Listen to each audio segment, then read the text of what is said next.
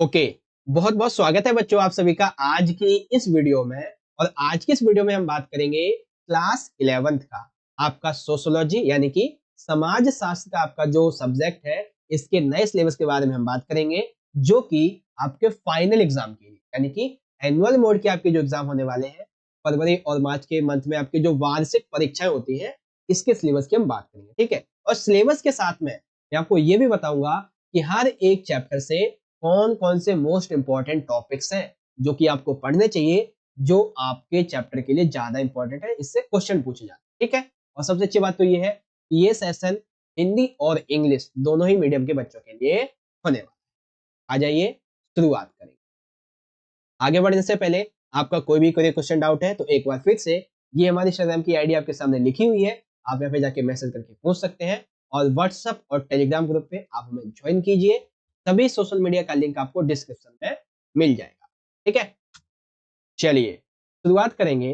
तो जो हमारी सबसे पहली वाली किताब है समाज शास्त्र का परिचय, ठीक है, इसमें से हमारा जो चैप्टर नंबर 1 है समाज शास्त्र एवं समाज, ये आपका पूछा जाएगा।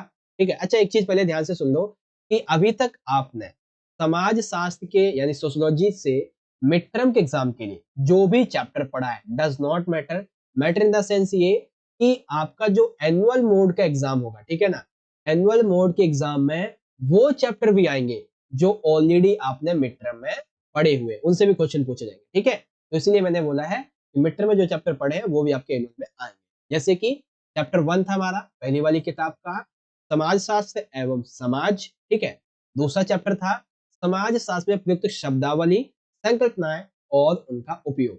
ठीक है, तीसरा था सामाजिक संस्थाओं को समझना और चौथा था संस्कृति तथा सामाजिक। बाकी पांचवा तो आपको पढ़ना ही नहीं, तो टोटल आपके ये 4 चैप्टर थे। ठीक है, उसके बाद में इसी तरीके से इंग्लिश में आपके 4 चैप्टर थे, आप यहाँ से देख सकते हो, ये आपको पढ़ने थे। ठीक है, और ये भी एनुअल में आएंगे आपके। फिर दूसरी हमारी किताब आ जाती है बच्चों यहाँ पे समाज का बोध। अब इसमें से 3 चैप्टर हैं, कौन कौन से? चैप्टर नंबर 2 आएगा हमारा ग्रामीण तथा नगरीय समाज में सामाजिक परिवर्तन तथा सामाजिक व्यवस्था। फिर चैप्टर 4 आएगा पाश्चात्य समाज शास्त्री एक परिचय, और पांचवा भारतीय समाज शास्त्री के बारे में। ठीक है, तो ये कॉन्सेप्ट रहेगा आपका इसके बारे में। टोटल 3 चैप्टर पढ़ना है, चैप्टर 2, 4 एंड 5। इसी तरीके से इंग्लिश में 2 पढ़ना है, 4 पढ़ना है और 5, बस यही आपको 3 पढ़ना है। चलिए अब हम बात करेंगे आपकी दोनों ही किताब से संबंधित मोस्ट इंपॉर्टेंट टॉपिक्स के बारे में। आ जाइए देखते हैं।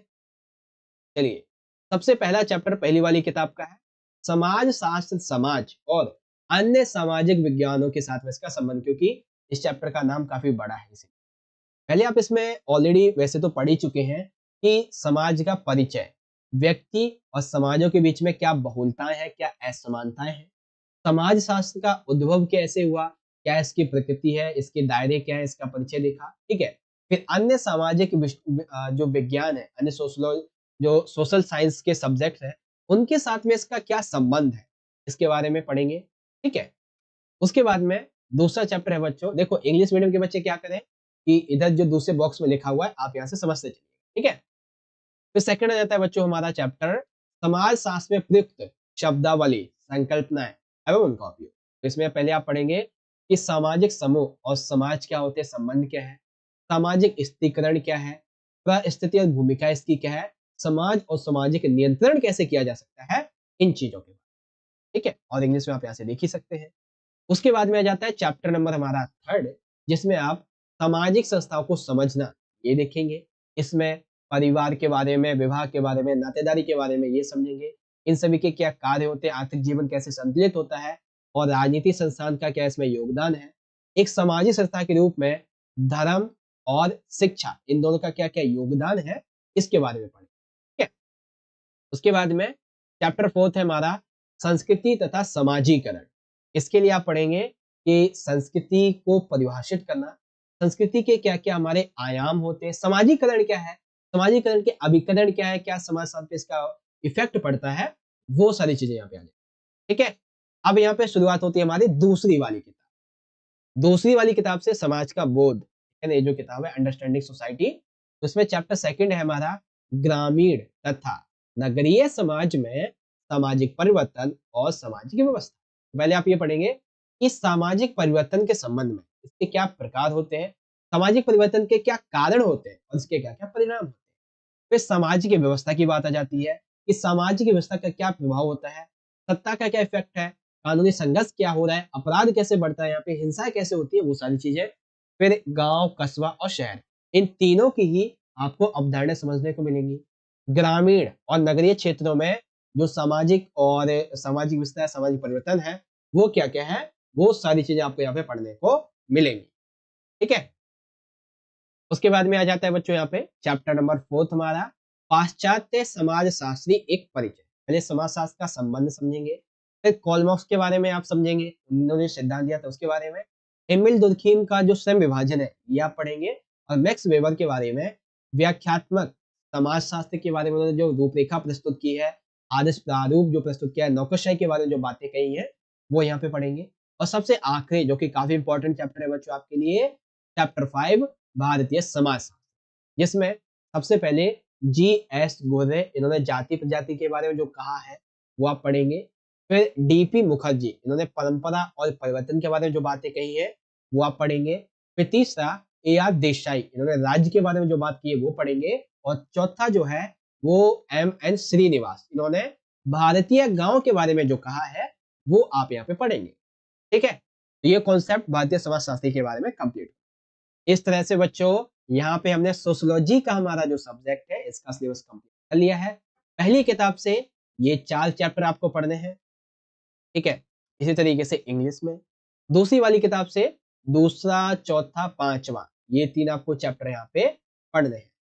हर एक चैप्टर के मोस्ट इंपॉर्टेंट टॉपिक है, तो चैप्टर 1 से ये आपके इंपॉर्टेंट टॉपिक है, चैप्टर नंबर 2 से ये इंपॉर्टेंट टॉपिक है, चैप्टर 3 से ये वाले, और चैप्टर 4 से ये। फिर सेकंड किताब आ जाती है, तो सेकंड से चैप्टर सेकंड आपका इसके ये इंपॉर्टेंट टॉपिक है, फिर फोर्थ से आपके ये इंपॉर्टेंट टॉपिक है, और फिफ्थ से आपके ये इंपॉर्टेंट टॉपिक। ठीक है। तो इस तरह से सोशियोलॉजी के सब्जेक्ट का आपका ये जो सिलेबस था उसका वीडियो हमने यहाँ पे कंप्लीट कर लिया है। फिर भी आपका कोई भी क्वेरी, क्वेश्चन, कोई डाउट रह जाता है, आपके सामने हमारे इंस्टाग्राम की आईडी ओपन है, आप यहाँ पे जाके हमसे मैसेज करके पूछ सकते हैं, लिंक आपको डिस्क्रिप्शन में मिल जाएगा। ठीक है। वीडियो अच्छी लगी हो तो लाइक करें, अपने सभी दोस्तों के साथ में ज्यादा से ज्यादा से शेयर करें। और हाँ, अगर आपने अभी तक हमारे चैनल को सब्सक्राइब नहीं किया है तो क्या करें यार, सब्सक्राइब करना तो फ्री है। कैसे करना है, आपको चैनल पे जाना है इस तरह से। ठीक है। और ये जो सब्सक्राइब का बटन है, आप वीडियो देख लेंगे तो भी, तो सब्सक्राइब पे बटन पे आपको क्लिक करना है, और क्लिक करने के बाद में सब्सक्राइब हो जाएगा। और उसके बाद जो बेल नोटिफिकेशन होगा उस पे आपको ऑल पे सेट कर देना है, ताकि आने वाले हर एक वीडियो की नोटिफिकेशन सबसे पहले आप तक पहुंच जाएगा। ठीक है। तो इस तरीके से इस वीडियो को एंड करते हैं। चलिए बच्चों, मिलेंगे आपसे अगली वीडियो में, तब तक के लिए पढ़ते रहिए, अपना ख्याल रखिएगा। बहुत बहुत धन्यवाद। जय हिंद, जय भारत, वंदे मातरम।